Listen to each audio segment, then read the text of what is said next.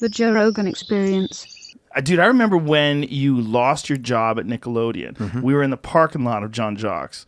And this is like, what year was that? That had been, you know what? It had been 98. Yeah. 98, like, because I had a house. I just bought a townhome in Valencia. Yeah, and we were talking. You're like, fuck, I don't know what to do. Yeah. Like, I'm thinking, but just working on my art. I remember that conversation, man. And then I remember like years later, you're balling out of control and your art's in galleries.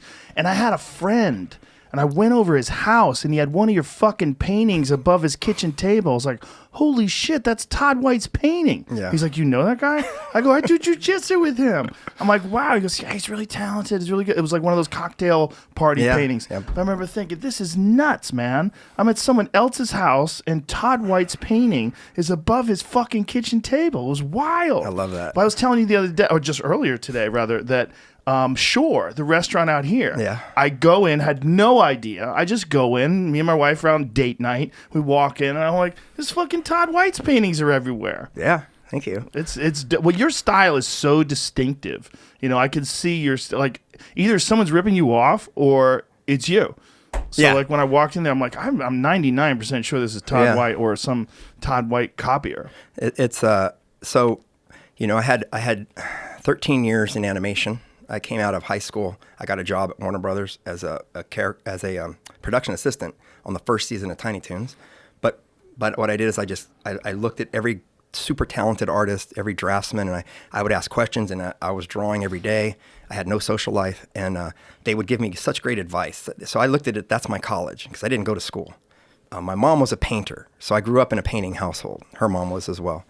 And I just looked at it as I'm going to educate myself through, the hard work and the grind. And before I knew it, I was just around some of the most talented artists in the industry, and they were showing me techniques and way to put life into character and a way to give a drawing life, which is the hardest thing, by the way. I look at a lot of paintings and they may be technically great, but there's no life. They're dead looking. The eyes are dead. It's a dead looking painting. And so I learned through super talented artists to teach me how to put that kind of personality and life into the drawing and then translate that into the painting. And I was always obsessed with the Rat Pack and Sinatra and Dean Martin and Sammy Davis Jr. And I had VHS tapes of them at the Summit and everything. And I used to watch them all the time and try to. They looked like they were having so much fun. God, men were men and women were dames, and they had the drinks and the cigarettes, and they were blowing smoke in each other's face, and they weren't worried about masks. It was just an amazing time.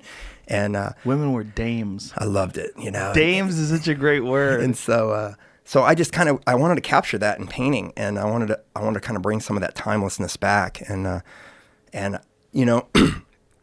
I was really good with marker work, marker color comps in animation, because then quickly after that I became a character designer, and so I spent the next 10 years in animation designing characters for shows, and I ended on SpongeBob, and that was like Steve Hillenburg. A lot of my friends from the previous show said, hey, we're going over to Nickelodeon. They got this new show they're working on. It's a pilot, SpongeBob, and they need a character guy. And I met with Steven, and he said, he gave me marine biology books. He's like, here, make these characters.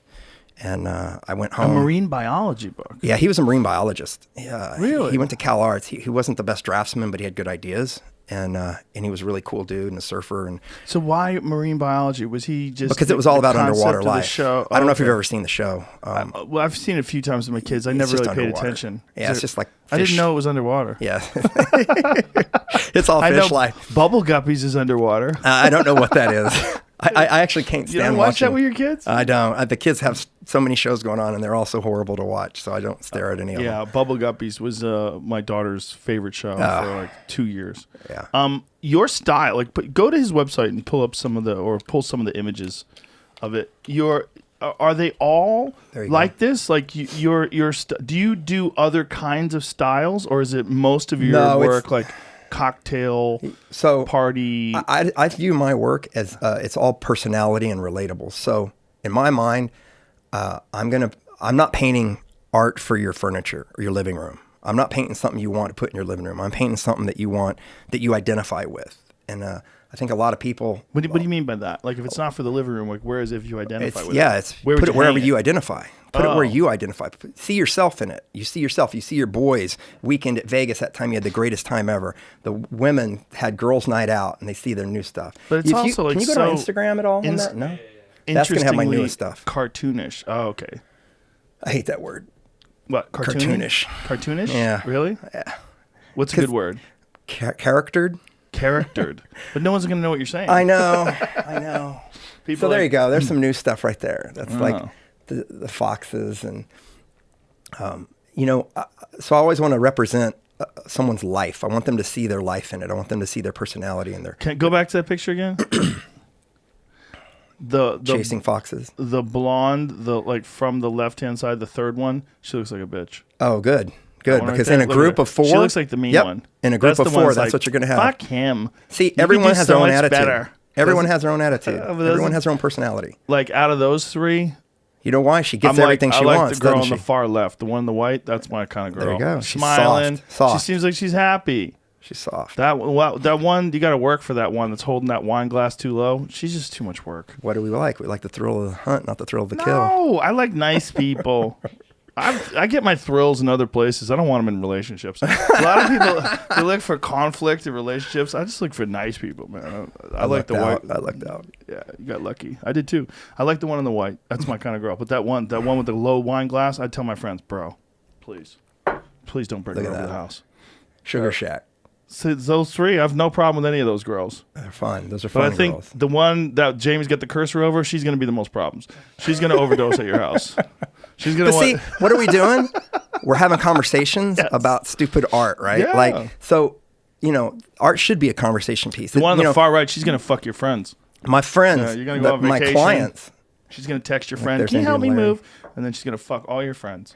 Yeah, so it should be a conversation piece. You should have it in an area where friends come over and they go, what's going on here?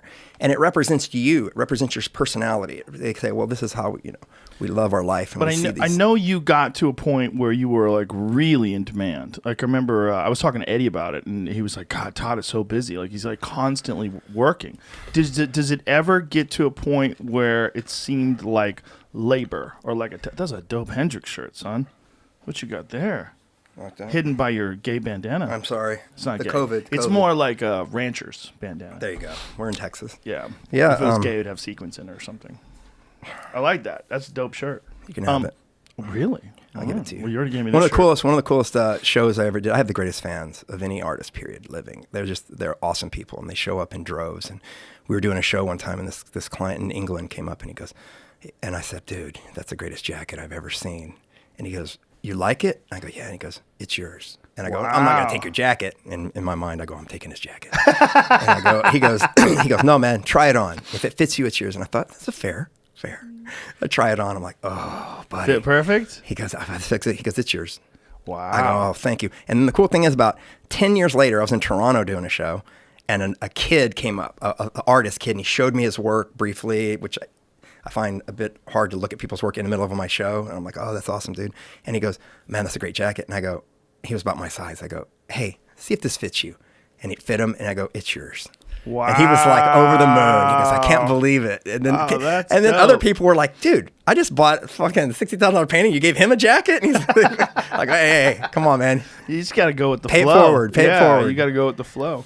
Catch new episodes of The Joe Rogan Experience for free only on Spotify. Watch back catalog JRE videos on Spotify, including clips. Easily, seamlessly switch between video and audio experience. On Spotify, you can listen to the JRE in the background while using other apps and can download episodes to save on data cost, all for free.